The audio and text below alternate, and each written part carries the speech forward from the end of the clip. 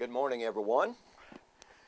My name is Don K. Preston. I am the president of Preterist Research Institute of Ardmore, Oklahoma.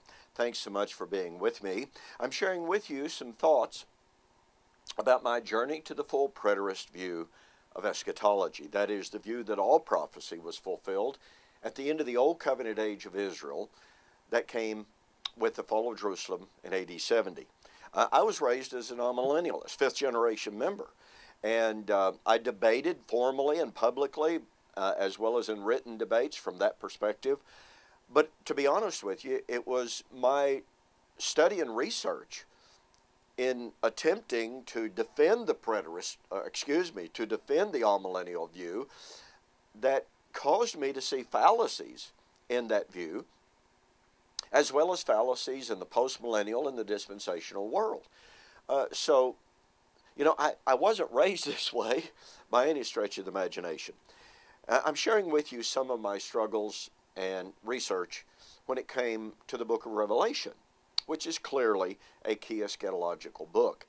Well, you know, I've written a book entitled, Who is This Babylon? Because if you wrongly identify the city of Babylon in Revelation, your entire eschatology is messed up. I mean, that's just all there is to it. Because the coming of the Lord, the judgment, and the resurrection in Revelation is directly linked to the judgment of Babylon. Well, anyway, one of the things that just turned my head around is a little single word. And it's the word harlot, as used in the book of Revelation. Now, I was raised, you were raised, you know, in a modern culture, thinking the word harlot simply means prostitute, it's streetwalker. Trouble of it is, you and I stand so far removed from the covenantal context of how the book of Revelation was written, the covenantal context that it's drawing on. Now, in the Old Testament, from which Revelation is drawing, there's no question that in certain historical contexts, the word harlot can mean what you and I might think as a streetwalker. Excuse me, I'm having trouble with my voice here.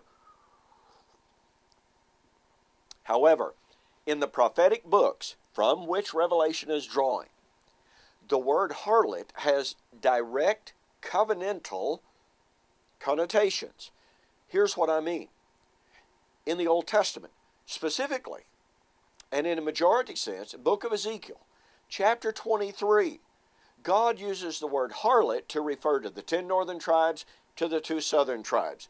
He calls them Aholah and Aholabah. Okay.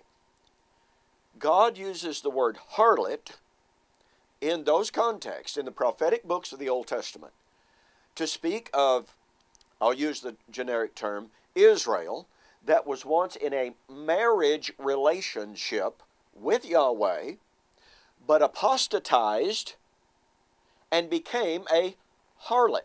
In other words, her apostasy was a spiritual infidelity. The word harlot is not being used outside of a context of covenant. Now, here's Revelation drawing from Ezekiel. Ezekiel used the word harlot to speak of Israel, who was in covenant marital relationship with God, became unfaithful to Yahweh, broke the marriage covenant, and God called her a harlot and divorced her and killed her, which is what Torah demanded.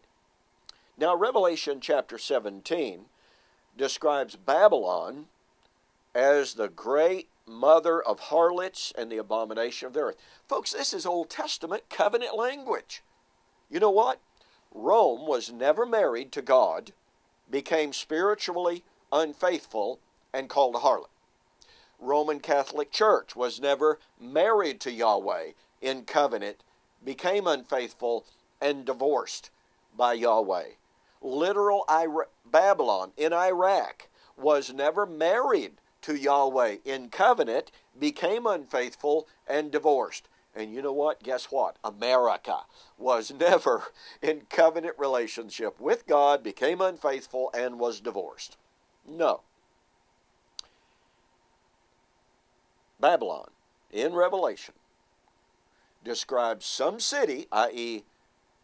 Babylon, which is where the Lord was slain, by the way, that had been in a faithful covenant relationship. She became unfaithful as a result of violation of a former relationship, a covenant relationship. Because of her violation of that, she is called the harlot. And Revelation is about God's divorce of her and his slaying of her, and then marrying his faithful, righteous bride. Revelation 19, 6 and following. You see, the word harlot is a word that takes us to covenant.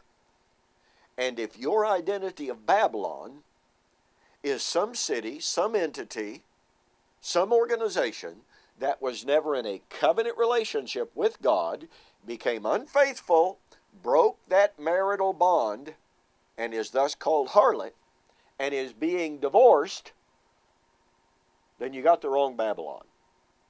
Hey, thanks for joining me for this morning's morning musings. We'll see you on the flip side.